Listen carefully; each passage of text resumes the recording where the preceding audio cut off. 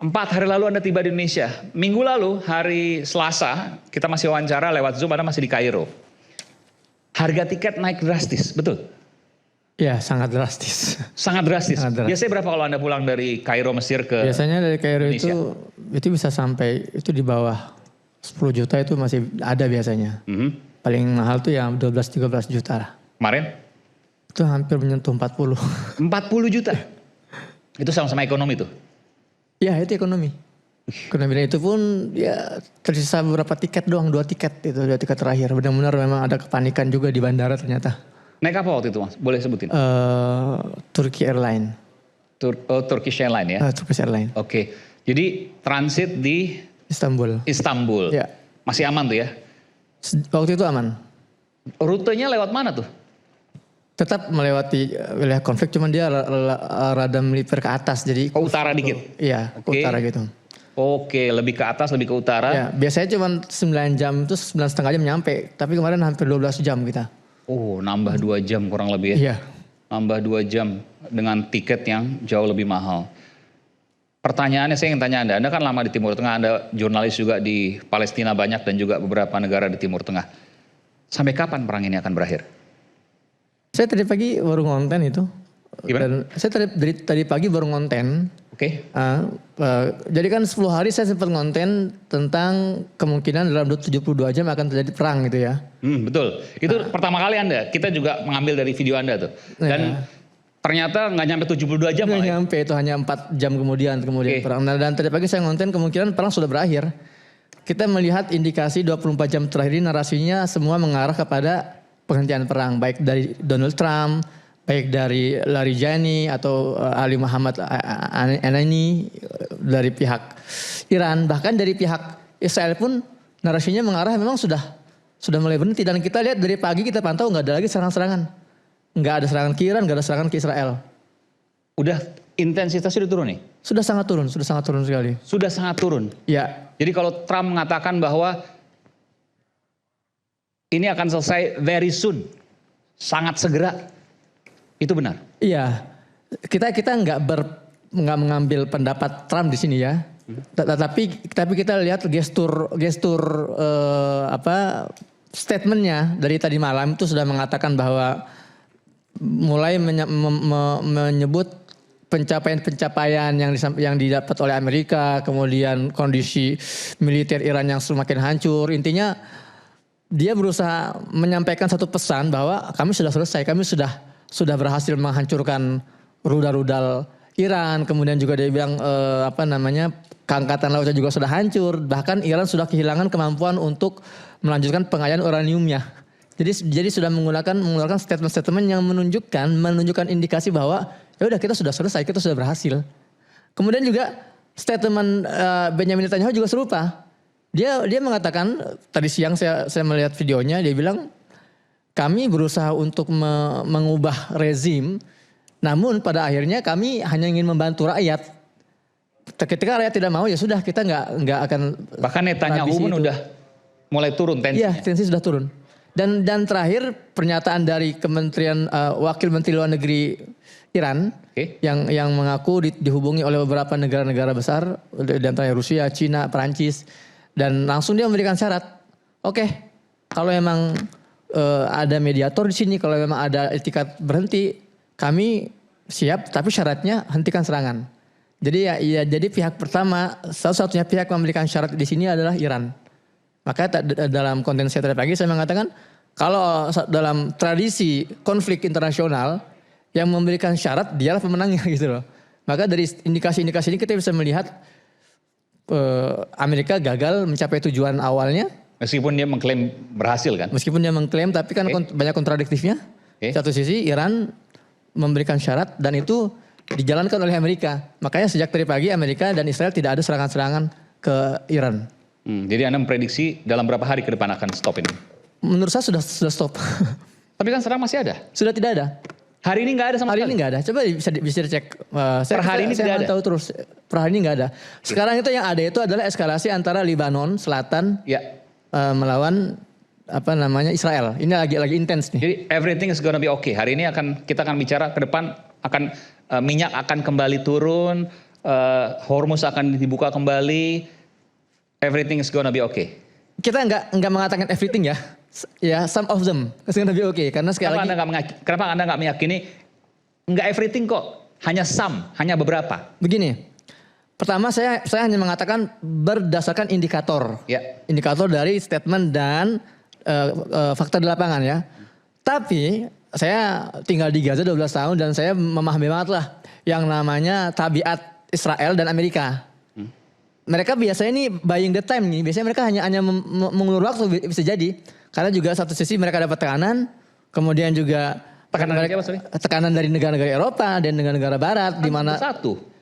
Iya, tapi kan tekanan dalam arti ketika satu barel angka 110 USD kan, harga minyak naik. ya apalagi pihak Iran pun sudah memberikan ultimatum yang unik tadi pagi itu. Silakan bagi kalian yang mau dapat akses Selat Hormuz, syaratnya satu, usir kedubes Amerika dari negara-negara kalian dan kedubes Israel. Nah itu kan persyaratan yang bikin geger dunia itu. Makanya saya melihat ada usaha cooling down di sini dari Donald Trump, meskipun ya dia nggak akan mengakui dia cooling down, tapi dia menggunakan narasi-narasi seolah dia berhasil mencapai banyak hal seperti itu. Oke, kita bertemu tangan. Ini boleh ada gak feedback sedikit, boleh loudspeakernya diturunkan volumenya karena biar supaya jelas. Silakan, Bung Permadi, Anda setuju dengan apa yang disampaikan oleh?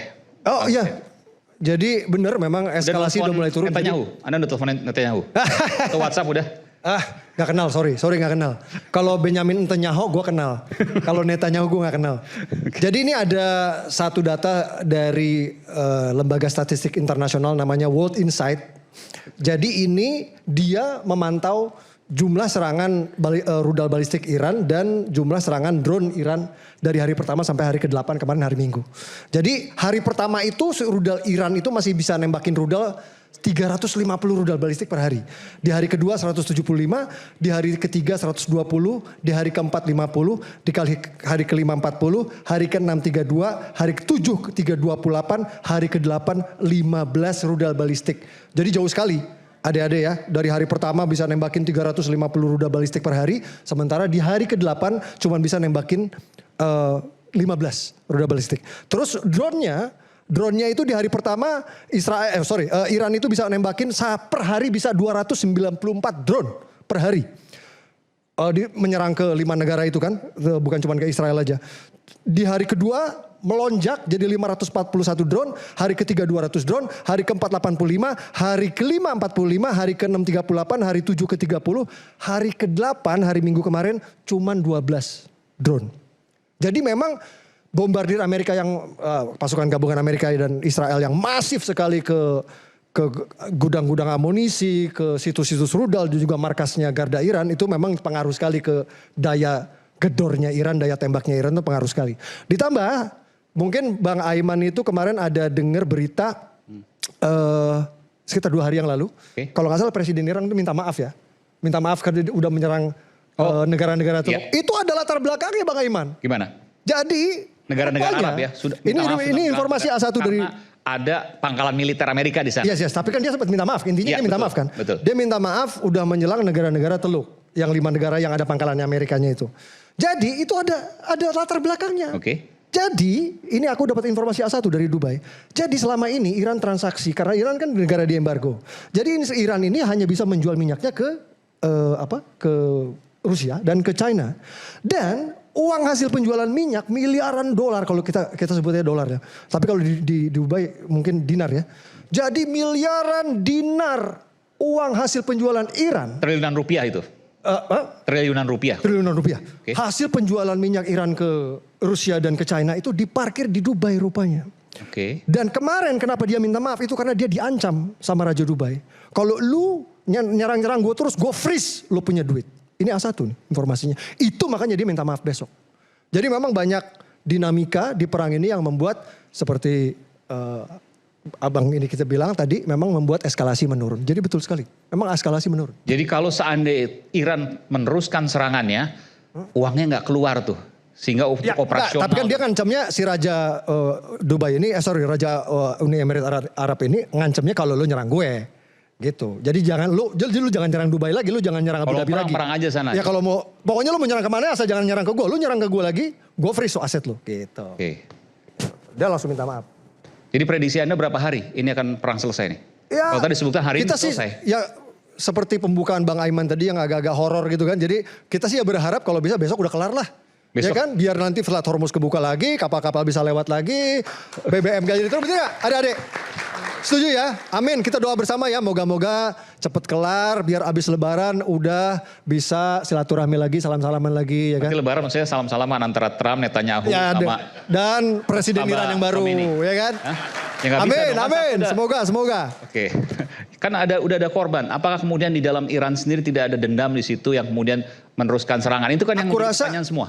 Gini loh, di perang itu, Ya. aku rasa kalau semua pemimpin negara tahu yang namanya perang itu pasti ada casualties, ada korban perang. Korban perang itu Dan itu korban pemimpin tewas itu. tertinggi loh. Iya, tapi korban tewas itu di perang itu adalah statistik, Bang Aiman.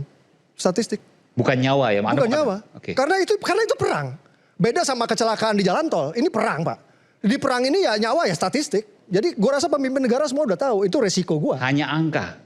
Buat pemimpin negara, gue ngomong bukan buat gue ya. Pemimpin negara semua pasti akan punya attitude seperti itu. Mau pemimpin Iran kek, mau pemimpin Amerika, mereka tahu. Rakyat itu statistik kalau dalam perang. Karena goalsnya adalah mengalahkan musuh. Jadi kalau mengalahkan musuh ada collateral damage, ada rakyat yang harus jadi korban, itu statistik. Resiko perang.